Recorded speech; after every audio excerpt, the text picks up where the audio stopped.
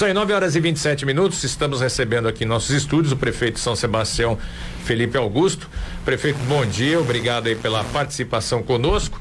Até pra gente começar, falar da questão dos casos de Covid, funcionamento do comércio. São Sebastião decidiu manter a flexibilização, para falar o bom português, manter a fase verde do Plano São Paulo, né? O governo do estado regrediu o estado todo para a fase amarela, mas São Sebastião mantém a fase verde, porque os números dão essa tranquilidade para manter na fase verde. Bom dia, prefeito. Bom dia, Júlio, bom dia, Gustavo, Cadu, a todos que estão nos ouvindo aí na Morada do Sol FM. Bom, primeiro, a cidade está segura neste momento. Nós temos condições de manter os comércios funcionando, temos condições de manter as empresas, hotéis, pousadas, restaurantes funcionando. Tudo isso para fortalecer a economia. O que nós temos aí um grande período de paralisação das atividades comerciais, empresariais, não só em São Sebastião, mas no Brasil e no mundo. E aqui especificamente nós tivemos perdas econômicas enormes. A própria arrecadação do município está lá embaixo. Nós perdemos aí, pelas contas, mais de 70 milhões de reais em função dessa pandemia, só na arrecadação, sem contar o prejuízo do comércio. Aí nós vamos superar a casa dos 100 milhões de reais. Então, neste momento, nós temos segurança para manter a cidade aberta, a cidade está protegida, e isso não significa que a gente não tome decisões contrárias caso haja necessidade. Nesse momento não há necessidade. E o grande número, que é o nosso indicador, é o número de pessoas entubadas, ou seja, a gente tem o número de pessoas que estão internadas, mas o grande X dessa história é o número de respiradores que são utilizados. Hoje nós estamos com segurança total, afinal de contas, 4 pessoas entubadas não significa nem 20% da condição total da UTI. Prefeito, bom dia, obrigado aí pela sua participação conosco mais uma vez aqui no Jornal da Morada, Voz do Povo, até para atualizar essa situação do Covid. O senhor anunciou recentemente o cancelamento de festas de fim de ano, também os shows de verão. Mesmo com o cancelamento de festas, a gente sabe que vai ser um turismo intenso aqui pro litoral norte. Vai ter algum tipo de medida em relação a coibir as aglomerações? Bom, por exemplo, dar um exemplo típico aqui da Praia do Arrastão. Eu tenho certeza que, independente de ter queima de fogos ou não, muita gente na noite do Réveillon vai para a Praia do Arrastão. Bom, Júlio, o que está acontecendo é que as pessoas estão vindo para São Sebastião desde o início do ano, e muitas não retornaram da temporada passada. Eu tenho dito e tenho reafirmado isso em todas as oportunidades, que a cidade, ela está com mais de 60 mil pessoas de forma permanente. A cidade está lotada. E agora, com as proximidades aí em relação às festas de fim de ano, Natal, Réveillon, né? Aquela coisa toda das férias que já estavam programadas, as pessoas estão vindo ainda mais. Nós vamos superar a casa dos 200 mil, das 200 mil pessoas, né? De forma imediata. Esse sábado, por exemplo, a estrada estava lotada, que não é normal você ter um sábado depois de meio-dia, 1h, 2h da tarde, lotado. Então o fluxo está enorme.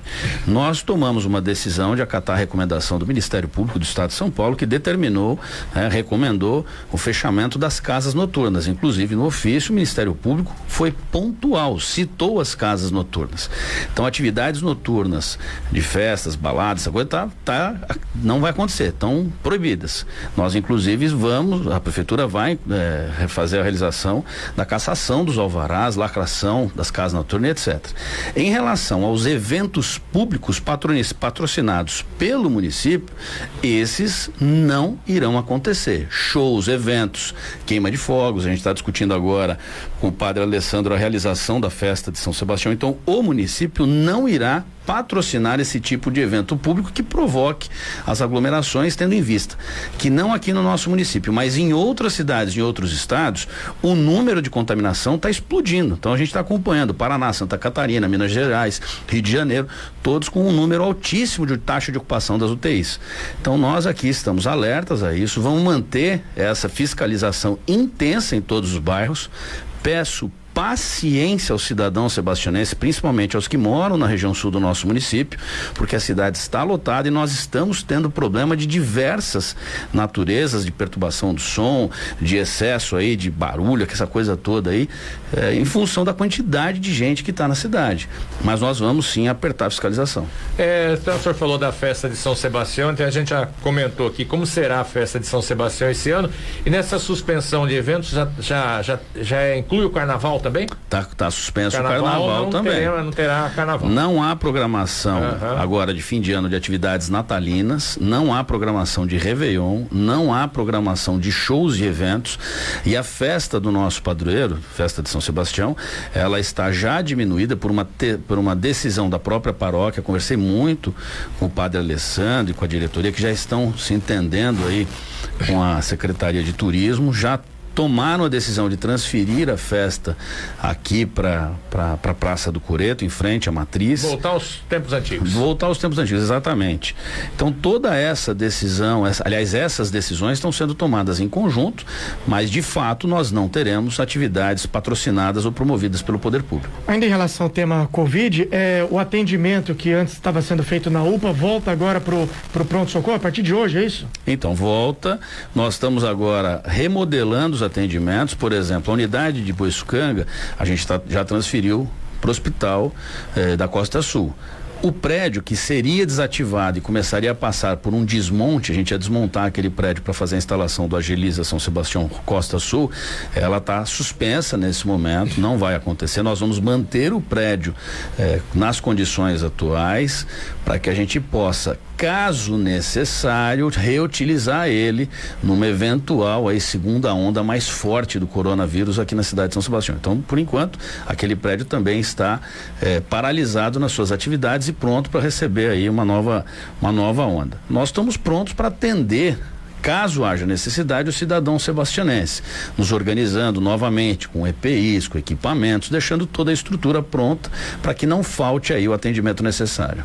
E no sábado chegou, até o senhor fez uma live falando dessa questão, um navio petroleiro com 24 tripulantes, metade deles com Covid. O navio está fundeado aí no canal de São Sebastião, 2 deles chegaram a serem atendidos na UPA, é isso? Isso, foram desembarcados, foram atendidos na unidade de pronto atendimento. A Anvisa fez essa solicitação ao município de São Sebastião, que prontamente atendeu, e a grande preocupação na hora, até pelo desencontro de informações, era entender qual o papel de São Sebastião nessa questão logística, porque segundo consta, esse navio já estava, como dizem os marinheiros, empurrando água há mais de 10 dias, ou seja, ele estava muito distante da costa, fez o retorno, por conta aí da logística da questão do Porto de São Sebastião, e nós estamos monitorando toda essa questão. A Petrobras já posicionou a vigilância epidemiológica do nosso município, que toda a estrutura de atendimento não será realizada no município de São Sebastião.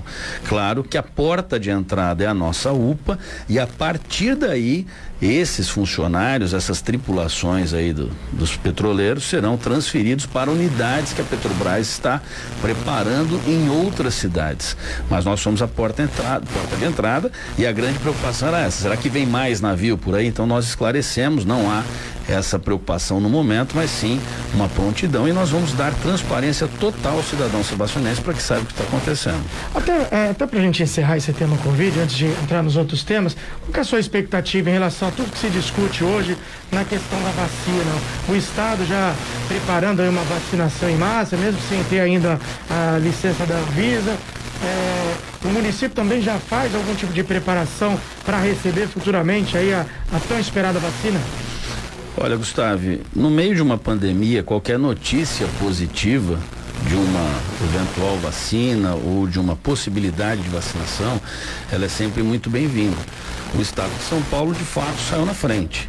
Ainda que pese aí a questão política, a discussão entre o governo estadual e federal, que nesse momento pouco nos importa, o que nos importa é ter uma solução para esse problema. O que nós estamos observando através da imprensa e nas conversas com a Secretaria de Estado da Saúde é que as vacinas que estão chegando, tanto da Pfizer quanto de Oxford, essa agora da Sinovac, todas elas são uma esperança. Ninguém sabe ainda o que realmente vai acontecer. Nós temos que fazer uma vacinação em massa, né? Já estão previstas aí mais de 60 milhões de doses só para nossa América do Sul. Então existe hoje uma preocupação, sim, claro. Eu tive o corona, tive no meio da campanha, foi um negócio horroroso. O meu grau foi leve para moderado e eu espero que essa vacinação dê certo, não só a Sinovac, que é a Coronavac, mas as outras também. Independente de nacionalidade. Independente da nacionalidade e de quem esteja produzindo, né? São os vários laboratórios, tomara que dê certo. Prefeito, antes dos comerciais, do nosso intervalo, tem até uma pergunta que diz respeito a essa questão da Covid, é do Drigala, que é GCM. Ele pergunta o seguinte: se a escolha de São Sebastião pelo turista não se deve ao fato da cidade ser mais segura do litoral, com menor ocupação de leitos para a Covid e com maior aceitação do isolamento social, se isso não acaba sendo um chamariz para o turista ter essa condição de São Sebastião, que é bom, óbvio, por um lado, mas pode atrair mais turistas? Olha, eu acho que isso é uma sequência de pensamentos. Primeiro, que o camarada está na grande São Paulo e na capital, na sua grande maioria, num apartamento de 70 metros quadrados. Não pode utilizar as áreas comuns do condomínio, não pode utilizar o playground, quadra, piscina. Está literalmente confinado. Tem a possibilidade de vir para o litoral, buscar aí uma residência, seja por aluguel, seja na compra. Nós tivemos um boom imobiliário há 2, 3 meses atrás. O nosso estoque de residências foi totalmente vendido. Então nós temos hoje uma condição, né, de atrair o público, não só porque somos São Sebastião e temos bons indicadores, mas também todo o litoral está atraindo o cidadão. Você pega o Guarujá, fechou a cidade inteira, já está lotado. Santos fechou a cidade, já está lotado. Agora outras cidades, Praia Grande, Itanhaém, todo mundo está cheio. São Sebastião tem uma condição melhorada com a cidade segura, não só no aspecto da segurança, mas também no aspecto da saúde pública. Tudo isso obviamente atrai. 9h39, a gente vai para o intervalo. Na sequência, a gente volta com a entrevista com o prefeito de São Sebastião, Felipe Augusto. Jornal da Morada. 9h44, de volta com o Jornal da Morada, a Voz do Povo, conversando aqui em nossos estúdios com o prefeito de São Sebastião, Felipe Augusto. Prefeito, a gente recebeu hoje durante a manhã, muitos ouvintes que já estavam sabendo da sua presença hoje aqui nos nossos estúdios, funcionários da antiga, que trabalhavam na Riozinho, que fazia manutenção e limpeza aí, e que hoje estão acho que Alcance, né? A alegação básica é o seguinte: todos eles falavam a mesma coisa, foram pelo menos quatro ligações que acabei atendendo. Eles receberam lá os direitos e não receberam o fundo de garantia, o fundo de garantia está zerado. Tem a chave de acesso, mas chega lá, não tem saldo. E uma das pessoas alegou que a empresa afirmou que isso ocorre porque não teria recebido da prefeitura, faltaria receber da prefeitura. Uma outra funcionária disse que o senhor tinha falado que qualquer problema para eles que eles lhe procurem e eles não estariam conseguindo falar com o senhor. Essa questão da Riozinho aí, o senhor tem alguma informação a respeito disso? Tenho, foram pagas todas as rescisões. Eu acompanhei isso de perto, tratei direto com os funcionários e todos eles que perderam, né, os seus empregos na Riozinho foram automaticamente admitidos na empresa que assumiu o contrato, que foi a Alcance. A Riozinho tomou a decisão de sair de São Sebastião em função dos custos operacionais, foi uma decisão própria, comunicou à prefeitura com antecedência. Nós fizemos toda a tramitação de forma correta e eu acompanhei o caso minuto a minuto. Em relação ao FGTS, para mim é uma surpresa, vou entrar em contato com a empresa, vou pedir para que nosso pessoal já estou pedindo agora, o pessoal já faça o contato com a empresa, ver exatamente o que está acontecendo com o FGTS, porque a prefeitura quitou todos os débitos, não há mais nada aí pendente. Prefeito, na semana passada a gente recebeu aqui no Jornal da Morada diversas reclamações quanto à paralisação de obras, principalmente de pavimentação, ruas da Costa Norte, também em relação à pavimentação da Estrada do Cascalho. Há uma previsão de retomada dessas obras? Olha, há sim, e eu também em diversas oportunidades deixei muito claro o que estava acontecendo. Essas obras de pavimentação, elas estão ligadas ao empréstimo que foi adquirido através do Banco do Brasil. E para que esses pagamentos sejam feitos de forma regular, a prefeitura tem que apresentar uma certidão de regularidade previdenciária, ou seja, que está em dia com a previdência do município, com o São Sebastião Prev, que é a previdência dos funcionários públicos municipais. E a Câmara ficou com esse processo mais de 40 dias para fazer a votação, autorizando o parcelamento a qual o município tem direito, conforme lei federal, e esse atraso na votação acabou provocando a paralisação na obra. Nas obras, não só na Costa Norte, mas também no cascalho. E eu vinha avisando aos vereadores, conversei diversas vezes com o presidente da Câmara, o Teimoso, que esse atraso iria provocar isso. Inclusive a empresa detentora do contrato de pavimentação da Costa Norte chegou a colocar os funcionários em aviso prévio. Então, quando há essa dissonância entre o legislativo e o executivo, infelizmente quem vai pagar a conta é o cidadão que tem a paralisação, nesse caso, das obras. O projeto, melhor dizendo, foi aprovado na semana passada. Quero aqui registrar o meu agradecimento aos vereadores que votaram de forma favorável, e tão logo seja liberados recursos por parte do Banco do Brasil, as obras serão retomadas. Só para que o pessoal entenda, quando a Câmara aprova na sua sessão ordinária, ela emite a documentação e a lei aprovada para o município. Eu faço então a assinatura da lei. Isso aconteceu, foi aprovação na terça, foi encaminhado para a prefeitura na quarta, eu assinei quarta-feira, promulgamos a lei. A lei, então, ela é encaminhada para a agência do Banco do Brasil, que sobe para a superintendência, vai para Brasília. Em paralelo a isso, a gente encaminha para a Secretaria Nacional de Previdência. E aí, o São Sebastião Prev faz a regularização dessa certidão.